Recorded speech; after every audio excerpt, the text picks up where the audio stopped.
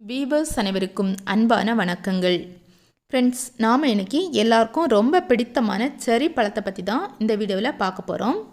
இந்த செரி பழத்தில் இருக்கிற மருத்துவ குணங்கள் எல்லாம் என்னென்ன, இதை எப்படி நம்ம மாடி தோட்டத்தில் வளர்க்கலாம் அப்படிங்கிறது தான் இந்த வீடியோவில் நம்ம தெளிவாக பார்க்க போகிறோம். அதனால் நிச்சயமாக இது உங்களுக்கு பயனுள்ளதாக இருக்கும். வீடியோவை முழுமையாக பாருங்கள். பார்த்துட்டு லைக்கும் கமெண்ட்ஸும் கொடுங்க. அதே மாதிரி என்னோடய சேனலை இதுவரைக்கும் நீங்கள் சப்ஸ்கிரைப் பண்ணலைன்னா சப்ஸ்கிரைப் பண்ணிக்கோங்க. கூடவே பெல் பட்டனை அழுத்தி ஆல் ஆப்ஷனை கிளிக் பண்ணிக்கோங்க. இப்போ நீங்கள் பார்த்துட்ருக்க இந்த பழம்தான் செரி பழம். இது பார்க்குறதுக்கு ஒரு சின்ன ஆப்பிள் மாதிரியே இருக்கும். இதை நான் என் தோட்டத்திலேருந்து பறித்து வச்சுருக்கிறேன். இந்த செரி பழத்தில் நிறைய வகைகள் இருக்குது. நம்ம பொதுவாக கேக்குக்கு மேலே அலங்காரத்துக்கு வைக்கிற செரி ஆகட்டும், அல்லது பேக்கரியிலெல்லாம் கிடைக்கிற சக்கரை பாகில் கலந்து வச்சுருக்கிற செரி வகைகள், அந்த வகையை சார்ந்தது அல்ல. இது வந்து இந்தியன் செரி அப்படின்னு சொல்லுவாங்க. இதோட பேர் பார்த்திங்கன்னா அசிரோலா அல்லது பர்படாஸ் செரி அப்படின்னு சொல்கிறாங்க. காமனாக இதை இந்தியன் செரி அப்படின்னு சொல்கிறோம். இப்போ நம்ம பார்த்துட்ருக்க இந்த மரம் தான் செரி மரம். இது நான் என் தோட்டத்தில் வச்சு 5 வருஷம் ஆயிடுச்சு. 3வது வருஷத்துலேருந்து எனக்கு காய்கள் கிடைக்க ஆரம்பிச்சுது. இதோட சீசனு பார்த்திங்கன்னா இதுக்கு சீசனெல்லாம் கிடையாது. தொடர்ந்து இதில் பூக்களும் காய்களும் இருந்துகிட்டே இருக்கும். இது வந்து அதிகமாக குளிர் பிரதேசங்களில் தான் நல்லா செழிப்பாக வளருது. மற்ற இடங்கள்லையும் இது நல்லா வளருது. இது வந்து கொஞ்சம் நிழலான இடத்துல வச்சிங்கன்னா நல்லாவே வளர்ந்து வருது. இதில் பூக்கள் பார்த்திங்கன்னா சின்ன சின்ன ஊதா கலரில் பூக்கள் இருக்குது. இதோட காய்கள் வந்து நல்ல க்ரீன் கலரில் இருக்குது. பழம் வந்து நல்ல சிவப்பு கலரில் இருக்குது. இதுக்கு உள்ளாடி விதைகள் வந்து சின்ன சின்ன விதைகளாக 3 விதைகள் மட்டும் இருக்கும்.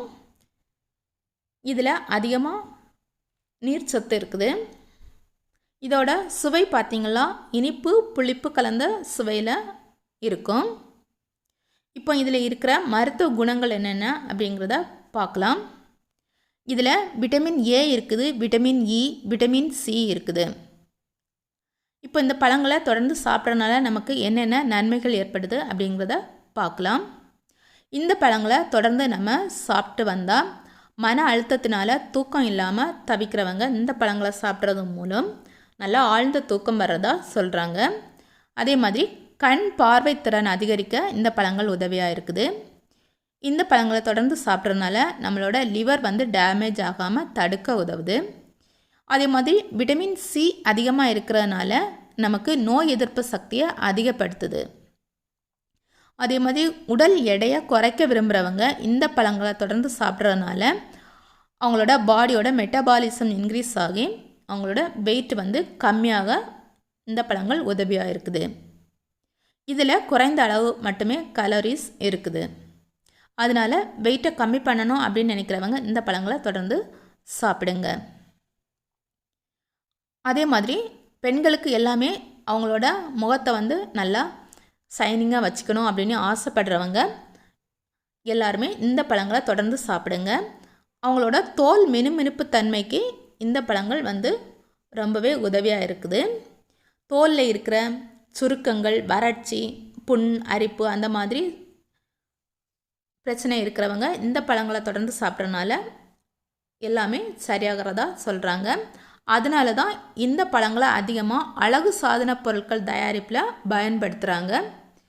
இந்த அளவு அதிக வேல்யூவான பழ மரங்களை நம்ம எப்படி வீட்டு தோட்டத்தில் வளர்க்கலாம் அப்படிங்கிறத பார்க்கலாம். நீங்கள் க்ரோ பேக்கில் வளர்க்குறதா இருந்தால் 15க்கு 15 க்ரோ பேக்கில் 50% செம்மண்ணும் 20% கொக்கோபிட்டும் 10% வேப்பம் புண்ணாக்கும் 20% கம்போஸ்ட்டும் போட்டு நீங்கள் வளர்த்தா போதும். நல்லாவே வளர்ந்து வரும்.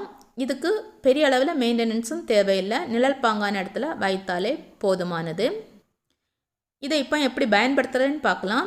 இதை நீங்கள் ஸ்மூத்தியாவோ இல்லை மில்க் ஷேக்காவோ ஜூஸாவோ கூட பயன்படுத்தலாம். நான் இன்றைக்கி ஜூஸ் போட்டு இதை குடிச்சிருக்கிறேன். கண்டிப்பாக இந்த வீடியோ உங்களுக்கு பயனுள்ளதாக இருக்கும் அப்படின்னு நினைக்கிறேன். பிடிச்சிருந்தால் லைக் பண்ணி ஷேர் பண்ணுங்கள். தொடர்ந்து என்னோடய சேனலை பாருங்கள். தேங்க்யூ.